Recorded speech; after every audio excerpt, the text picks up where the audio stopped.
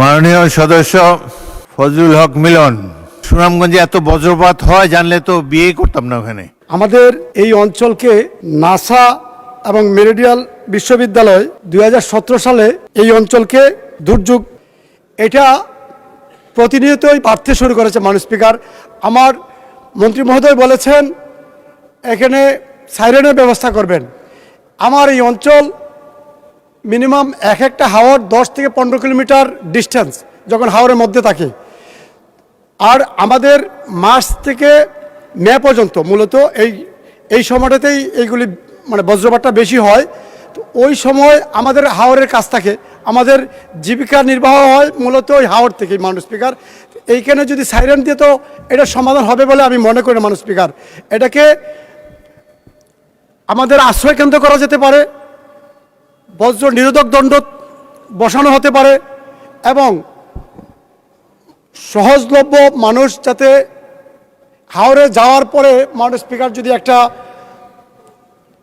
নিরোধক দণ্ড বসে সাথে নেওয়া যায়, এরকম কোনো ব্যবস্থা করা যায় কিনা বিজ্ঞান ভিত্তিক, আমার মনে হয় ওইটা করলে মাননীয় স্পিকার আমাদের জন্য ভালো। প্রতি বছরেই মাননীয় স্পিকার আমার আসন থেকেই আমাদের ডেপুটি স্পিকার উনার এখান থেকে দুইজন মারা গেছে, আমার এখানে যেদিন 4 দিন মারা গেছে। প্রশ্ন করুন। যে মাননীয় স্পিকার, এটার জন্য আমি মনে করি এখানে আশ্রয় কেন্দ্র, প্রতিটা হাওরে যদি আশ্রয় কেন্দ্র ব্যবস্থা করা হয়, এটা বর্ষা মৌসুমে আমাদের কাজে লাগে। মাননীয় স্পিকার, হাওরে মাছ যাওয়ার সময় এরকম ঘটনা ঘটে। মাননীয় মন্ত্রী, আশ্রয় কেন্দ্র করবেন কিনা?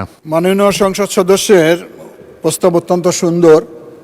আমরা যেহেতু বন্যা আশ্রয় কেন্দ্র করে থাকি, আমরা ঘূর্ণিঝড় আশ্রয় কেন্দ্র করে থাকি, এগুলো আমরা মাল্টিপারপাস ইউজে করে থাকি। সাধারণত স্কুলগুলোতে আমরা এইসব করে থাকি, যখন সারা বছর সেখানে শিক্ষা কার্যক্রম পরিচালিত হয়, অন্য সময় যখন দুর্যোগ আসে লোকে আশ্রয় গ্রহণ করে।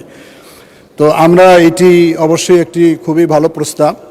আর বিজ্ঞান ভিত্তিক যে নিরোধক যন্ত্র, এটি আমি অবশ্য আমার প্রথমেই বলেছি, এটা নিয়ে আমরা আলোচনা করেছি। ইতিমধ্যে আমরা সিদ্ধান্ত গ্রহণ করতে যাচ্ছি যাতে করে হাই পাওয়ার, যেটিকে ওই সময় বজ্র যদি হয় তাহলে সেটাকে শুষে নিতে পারে, সে ব্যবস্থাটা আমরা করব।